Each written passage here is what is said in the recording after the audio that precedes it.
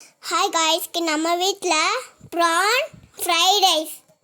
அதுக்கு ஒரு கடாயை கை வச்சுக்கிட்டு அதுக்கு 3 டேபிள் ஸ்பூன் ரீஃபண்ட் ஆயில் சேர்த்துக்கோங்க. அது கூட 4 பூண்டு பல்லை இந்த மாதிரி பொடிசாக கட் பண்ணிட்டு சேர்த்துக்கோங்க. இது கூடவே ஒரு மீடியம் சைஸ் பெரிய வெங்காயத்தை இந்த மாதிரி கட் பண்ணிவிட்டு சேர்த்துக்கலாம். சேர்த்துட்டு நல்லா வதக்கி விடுங்க. இது நல்லா கண்ணாடி பதத்துக்கு வந்ததுக்கப்புறம் இது கூட 1/2 டேபிள் ஸ்பூன் இஞ்சி பூண்டு பேஸ்ட்டு சேர்த்துக்கோங்க.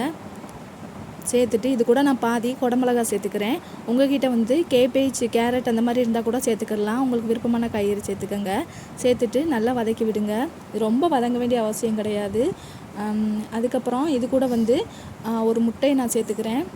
சேர்த்துட்டு இந்த மாதிரி கிளறி விடுங்க. ரொம்ப கிளறி விட வேணாம், இந்த மாதிரி கிளறி விடுங்க போதும். அதுக்கப்புறம் இது கூடவே நம்ம பெப்பர் 1/2 டேபிள் ஸ்பூன் சேர்த்துக்கிறோம். தேவையான அளவு உப்பு சேர்த்துக்கிறோம்.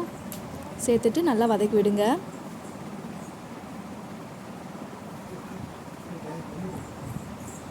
இது கூட நான் 200 கிராம் ப்ரான் எடுத்திருக்கேன்.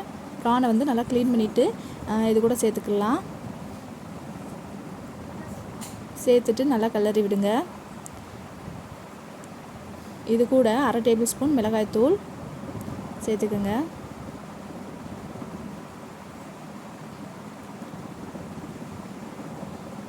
ஒரு டேபிள் ஸ்பூன் டொமேட்டோ கெச்சப் சேர்த்துக்கிறேன். இது கூட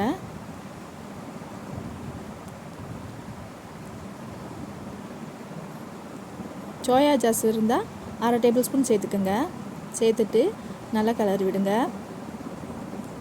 ப்ரான் சீக்கிரமாகவே நம்மளுக்கு வெந்துடும். இதுக்கு ரொம்ப அதிகமான டைம்லாம் எடுக்காது.